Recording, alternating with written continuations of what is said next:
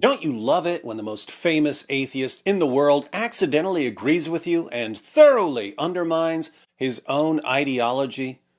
Richard Dawkins spent a lot of his career offering terrible responses to arguments for the existence of God, blasting away at the only creed that could keep the United Kingdom at least loosely united and paving the way for Islam to subjugate the leftover fragments of his crumbling society. But more recently, Dawkins has been atoning for his civilization-ending blunders by giving us a bottomless supply of Christian apologetics gold. In his latest interview with Piers Morgan, Dawkins provided the building blocks for my favorite argument against atheism. Dawkins' deconstruction of atheism started when he insisted that his host, Piers Morgan, shouldn't ask what happened before the Big Bang because the word before in that context is meaningless, since time itself came into being at the Big Bang. How can there be before and after when time didn't exist? I'm trying to tell you what a physicist would say first of all. They would say that you cannot use the word before for the Big Bang. Time began at the Big Bang. There was no before the Big Bang. I know it's contrary to common sense. Physicists don't necessarily deal in common sense. Notice, Dawkins admitted that what he was saying was contrary to common sense. I know it's contrary to common sense. Physicists don't necessarily deal in common sense.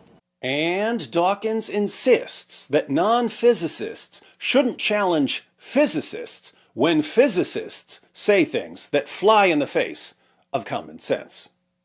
We are not physicists. I, like you, am completely baffled by what physicists say to me, which is that you cannot use the word before for before the Big Bang. He goes on to acknowledge that what physicists say about this is counterintuitive to non-physicists. Time itself began at the Big Bang. Now that is totally counterintuitive. It's counterintuitive to me, it's counterintuitive to you, it's counterintuitive to Stephen Meyer, but we are not physicists. Then Piers Morgan challenges him by saying, look, I can sit here and challenge what you claim as a biologist. Why can't we challenge physicists when they say something that sounds really, really strange? And this is where things get awesome.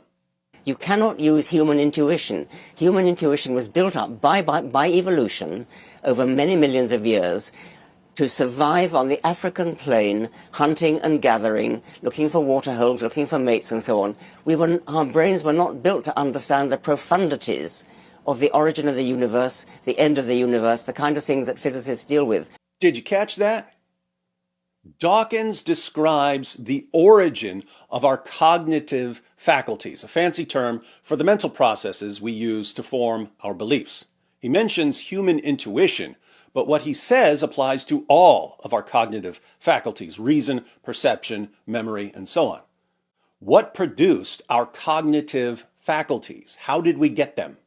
Human intuition was built up by evolution over many millions of years to survive on the African plain, hunting and gathering, looking for waterholes, looking for mates and so on. Our cognitive faculties were made for helping us survive. They help us find food. They help us find a mate, things like that. What were they not made for?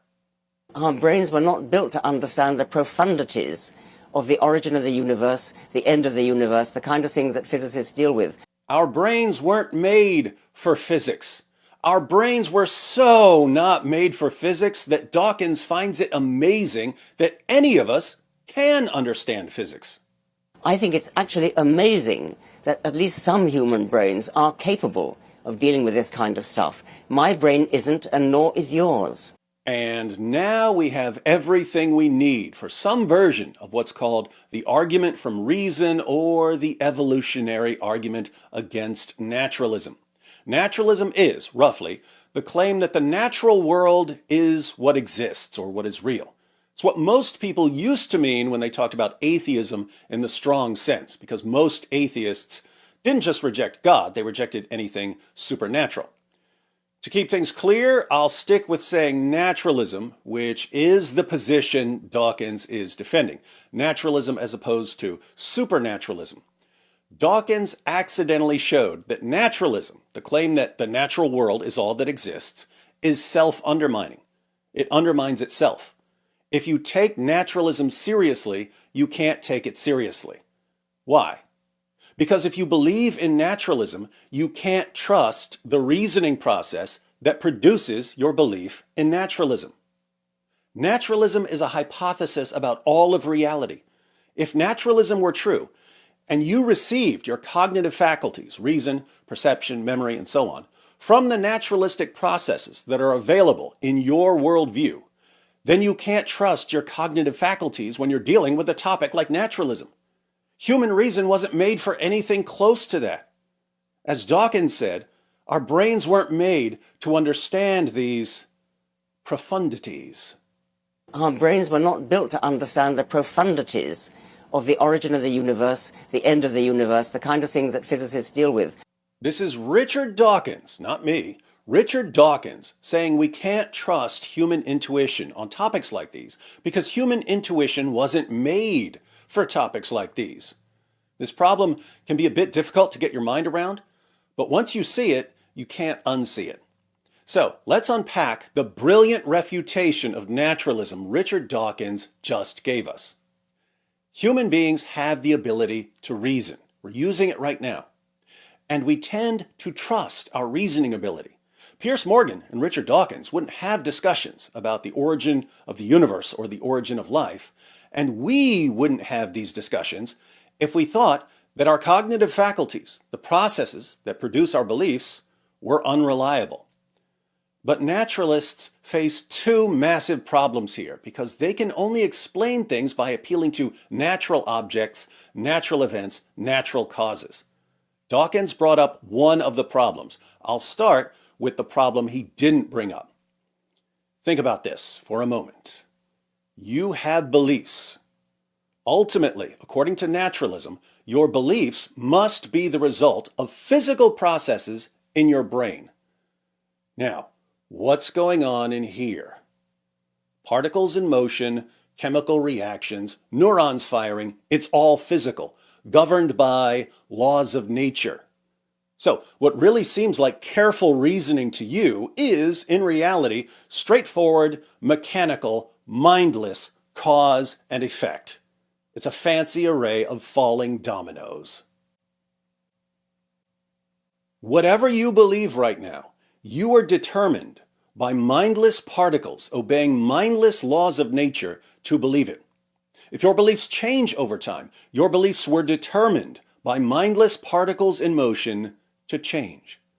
Illusions aside then, you arrive at your beliefs via a process that has absolutely nothing to do with whether those beliefs are true or false. Chemicals couldn't conceivably care less.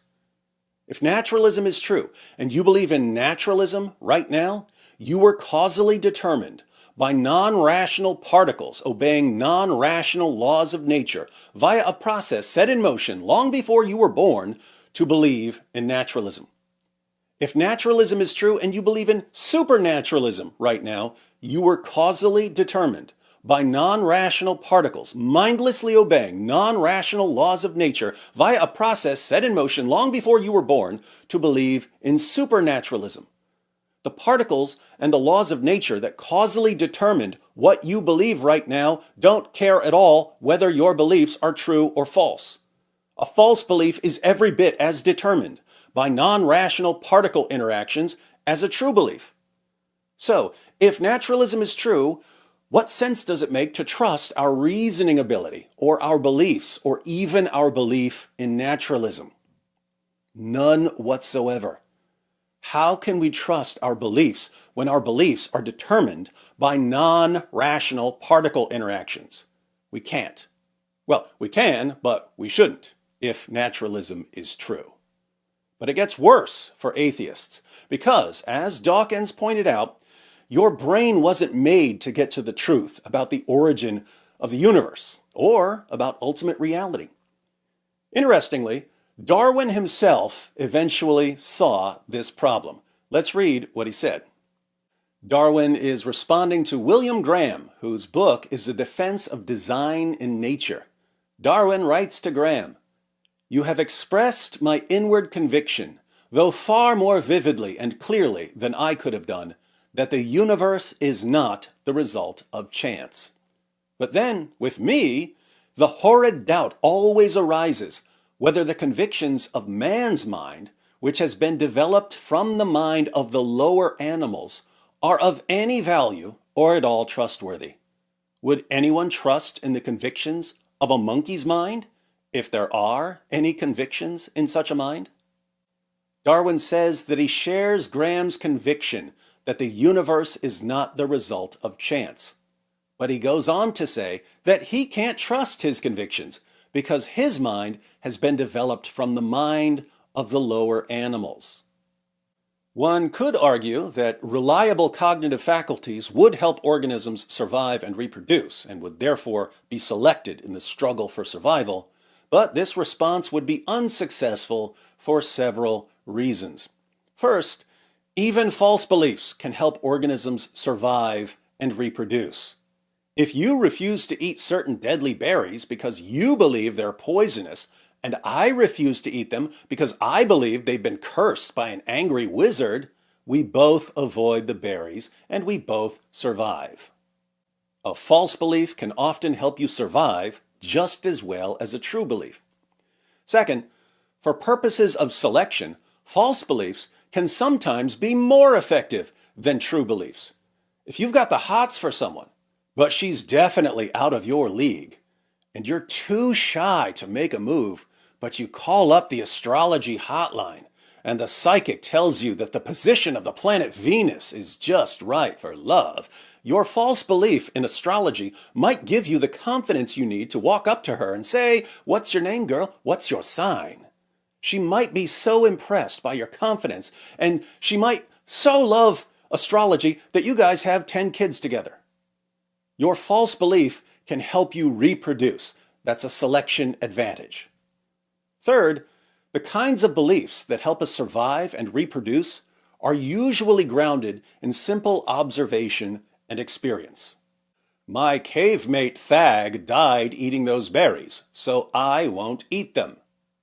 But even the lower mammals are capable of learning by observation and experience. This is how mice learn to avoid traps.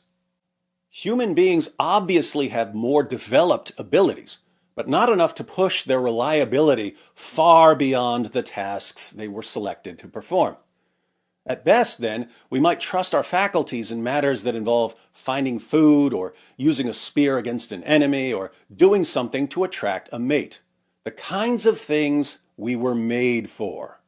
You cannot use human intuition. Human intuition was built up by evolution over many millions of years to survive on the African plain, hunting and gathering, looking for water holes, looking for mates and so on. Our brains were not built to understand the profundities of the origin of the universe, the end of the universe, the kind of things that physicists deal with. So, naturalism combined with natural selection gives us almost no basis for trusting our reasoning ability when it comes to theology, epistemology, ethics, physics, or metaphysics. As the neurophilosopher Patricia Churchland points out, given a naturalistic interpretation of evolutionary theory, truth takes the hindmost in the struggle for survival. Churchland writes, "Looked at from an evolutionary point of view, the principal function of nervous systems is to enable the organism to move appropriately. Boiled down to essentials, a nervous system enables the organism to succeed in the 4 F's: feeding, fleeing, fighting, and reproducing. The principal chore of nervous systems is to get the body parts where they should be in order that the organism may survive. Insofar as representations serve that function, representations are a good thing. Getting things right in space and time, therefore, is a crucially important factor for nervous systems, and there is often considerable evolutionary pressure deriving from considerations of speed. Improvements in sensory motor control confer an evolutionary advantage. A fancier style of representing is advantageous so long as it is geared to the organism's way of life and enhances the organism's chances of survival. Truth, whatever that is, definitely takes the the hindmost. If human reasoning ability was selected simply because it helped members of our species get the body parts where they should be, as Dawkins believes, how can we have any confidence in the central claim of naturalism? Your mind wasn't made to get to the truth about all of reality. Your mutant berry finding ability wasn't made for anything close to, here's the correct theory about everything that exists. As David Hume would say, we must be far removed from the smallest tendency to skepticism, not to be apprehensive, that we have here got quite beyond the reach of our faculties. So, does it make any sense whatsoever to believe in naturalism when belief in naturalism undermines the reliability of the very cognitive faculties required to affirm a grand hypothesis like naturalism? Not a bit. And yet, people like Richard Dawkins do trust their cognitive faculties. It's as if, on some level, they believe their cognitive faculties are more than just a mutant berry-finding ability. It's as if, on some level, they understand that they were made for more than just survival and reproduction. It's as if, on some level, they know they were made for something great. It's as if, on some level, they know they're created in the image of God, and they have to suppress that knowledge. Exactly as the Bible says.